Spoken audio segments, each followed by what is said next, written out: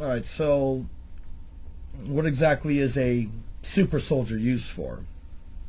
And the the operational purposes of a super soldier really didn't change. I mean, between from pre-generation to the third generation, which is again obsolete now, basically. Um, Not really I shouldn't say obsolete. I should say discontinued. The third generation wave has stopped, but there are still third generations that are actively being used and some semi-actively being used against their will. Anyways,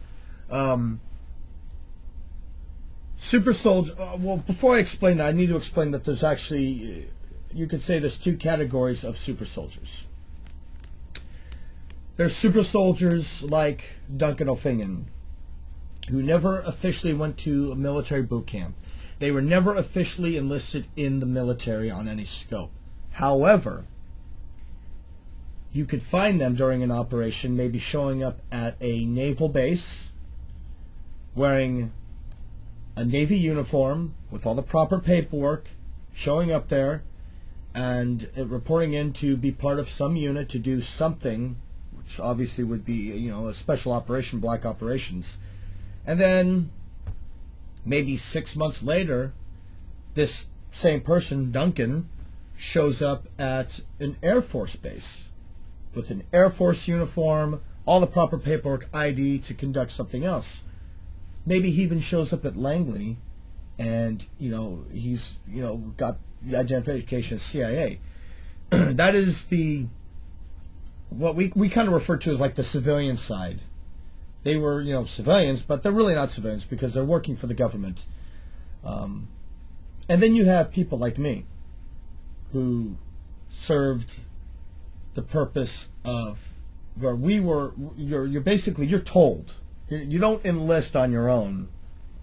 At a certain age, you're told which branch of the military or which part of the government you're going to be working for. Most often it's military. Occasionally they'll put them in one of the alphabet agencies, CIA, FBI, but more often than not it's military. And so for me, for example, and there's a reason because of this, they had me go into the Coast Guard. And there's other further reasons behind that. So I do go to military boot camp, although I've pretty much been through a boot camp since I was 5, basically. And so I do wear the Coast Guard uniform. I am wearing the military uniform. I have a genuine ID. I've gone through the paperwork. But see, that is my cover. I am doing regular Coast Guard operations, or the person's doing regular operations in the Marine Corps or the Army. But there's really the underlying part of it is that they are doing black operations. Sometimes during the same operations, an operation that is created under something that regular military are involved with, but then you kind of duck and cover and you're conducting something else. Or you receive orders to go do some training maybe somewhere else away from your unit, and all the paperwork says you're going to go do this training, but really, it says you're flying here, but you're flying there, and you're going to go do something else. But then proper documentation is provided saying, oh yes, he did this, he graduated, or he got certification. So, what does this lead to? Whether you're on that civilian side or that military side, you're both doing the same thing. You're doing assassinations. You're doing military abductions. You're even conducting espionage. You're doing extractions.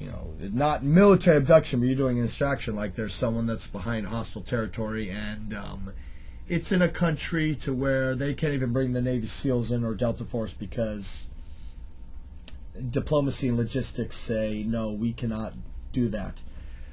Super soldiers are also used for off-world operations. They are mostly the ones that do operations involve like the deep underground facilities.